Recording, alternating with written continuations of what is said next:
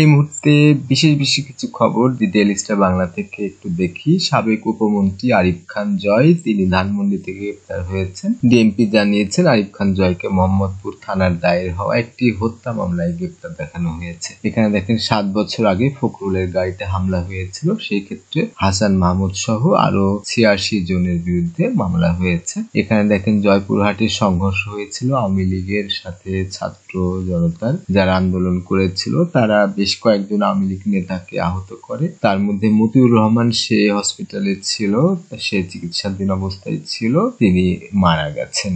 এদিকে দেখেন তাকসিন এ খানের দেশ ত্যাগ নিষেধাজ্ঞা চেয়ে আবেদন, ওয়াসার যে চেয়ারম্যান উনি ইতিমধ্যে কয়েকদিন আগে পদত্যাগ করেছেন, তার বিরুদ্ধে কাগজপত্র দাখিল করার কথা বলা হয়েছে। কোর্ট সে রুল জারি করেছে। আবেদন চাওয়া হয়েছে যেন তাকসিনকে দেশ ত্যাগ করতে না দেওয়া হয়। এদিকে গ্যাস সরবরাহের দাবিতে মানিকগঞ্জের তিতাসের আঞ্চলিক অফিস ঘেরাও হয়েছে। এখানে দেখেন মর্মান্তিক ঘটনা, শিক্ষার্থীর জন্য স্কুল শিক্ষকের আত্মত্যাগ। এই যে ছবি দেখছেন, তিনি আসলে বগুড়ার একটা স্কুলের শিক্ষক। তিনি এই যে ভিডিওগুলো দেখেছেন, মর্মান্তিক গুলাগুলি, তারপরে মারা, এইসব বিশ্রী বিশ্রী ভিডিও দেখে সে আর সহ্য করতে পারেনি। সেই ছাত্রদের পক্ষে সে মতটা মৃত্যু দিয়ে প্রকাশ করেছে। তার ধারালো অস্ত্র ছিল, সেটা দিয়েই তাকে নিজে খুন করেছে। এদিকে দেখেন বিশ্বকাপ বাছাই কিন্তু আর্জেন্টিনার স্কোয়াডে মেসিকে কিন্তু রাখা হয়নি। আপনারা জানেন যে বিশ্বকাপ হওয়ার আগে বিশ্বে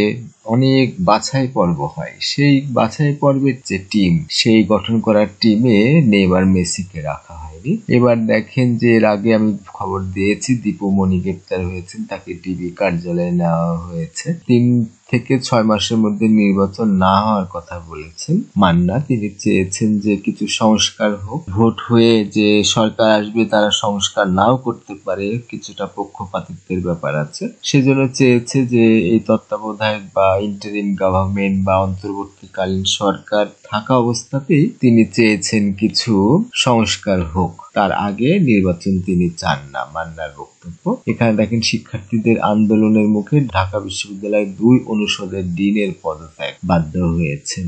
এই পর্যন্তই, ধন্যবাদ সবাইকে।